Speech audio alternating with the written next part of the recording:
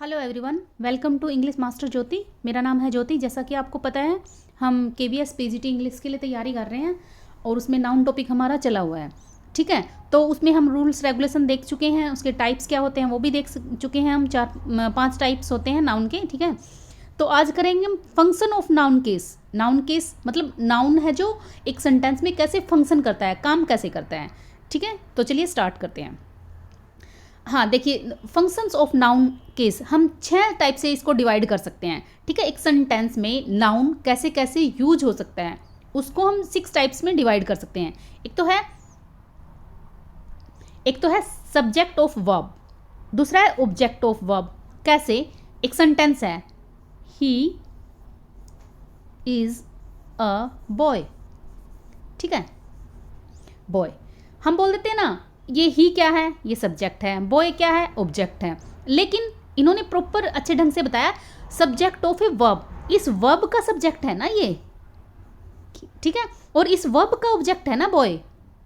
ही क्या है, इज का सब्जेक्ट है और बॉय क्या है, इज का ऑब्जेक्ट है। मतलब है क्या ये, बॉय और ही, ये दोनों नाउन ही तो हैं। ठीक है, नाउन है ना, मैंने बोला था जो हमें दिखाई देता है वही नाउन है, ही। ठीक है, कोई लड़का है, किसी के बारे में बात कर रहे हैं, ही या बॉय।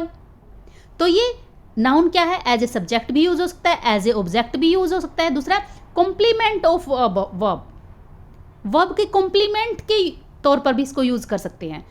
ये सिर्फ बातें घुमा रखी हैं, कुछ नहीं है। कॉम्प्लीमेंट क्या होता है, ये वर्ब का ये जो बॉय है ना, इसको हम कॉम्प्लीमेंट बोल देंगे। ठीक है,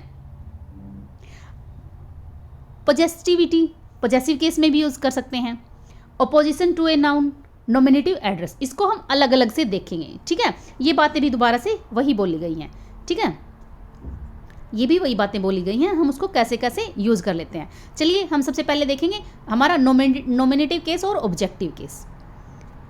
अभी बोला ना, noun as a nominative case, जब हम नाउन को सब्जेक्ट के तौर पर यूज करेंगे किसी सेंटेंस में। जैसे एग्जाम्पल देखते हैं हम, राम राइट्स एन एसे। जो राम है ना, एक मिनट, जो राम है ना वो क्या है, सब्जेक्ट है। किसका, राइट्स, जो वर्ब है, वर्ब का सब्जेक्ट है राम। तो ये सब्जेक्टिव केस हुआ, और सब्जेक्टिव केस को ही नॉमिनेटिव केस बोल देते हैं। ठीक है, आपको पेपर में ऐसे पूछ लेंगे, बिल्कुल सीधा सा, मतलब फ्री का मार्क्स होगा ये। अगर पढ़ के नहीं जाते हैं तो ये लगेगा पता नहीं क्या पूछ लिया इन्होंने।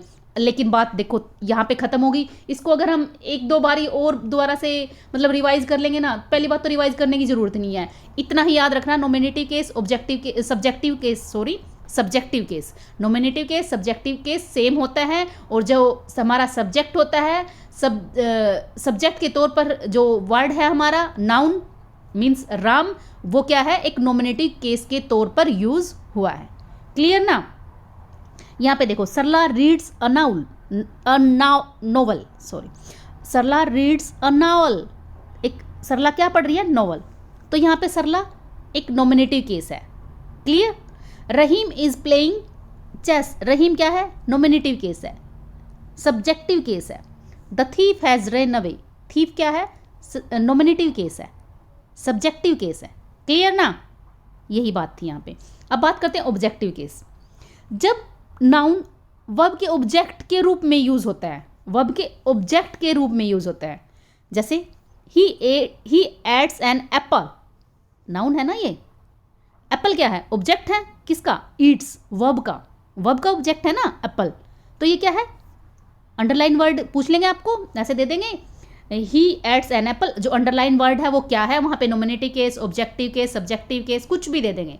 ठीक है, 4 ऑप्शन दे देंगे, आपको टिक करना है क्या, ये एज ए वर्ब का ऑब्जेक्ट, वर्ब के ऑब्जेक्ट के तौर पर यूज हुई है, तो ये एक ऑब्जेक्टिव केस है।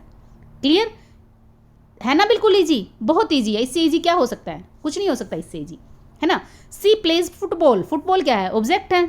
Satyam cooks, Shyam cooks food, letter, ये सभी क्या है, ऑब्जेक्टिव केस हैं। और इसी सेंटेंस में, इन्हीं सेंटेंस में देखिए, शी क्या है, ये nominative case, subjective case, Shyam nominative case, subjective case. ठीक है ना? क्लियर? बहुत इजी टॉपिक था, आई थिंक आप सब ये समझ चुके होंगे। नेक्स्ट क्लास में नेक्स्ट टॉपिक करते हैं, और इनको भूलना नहीं है बिल्कुल भी। और दोबारा से एक बारी और रिवाइज कर लेना है, ठीक है। Thank you for today.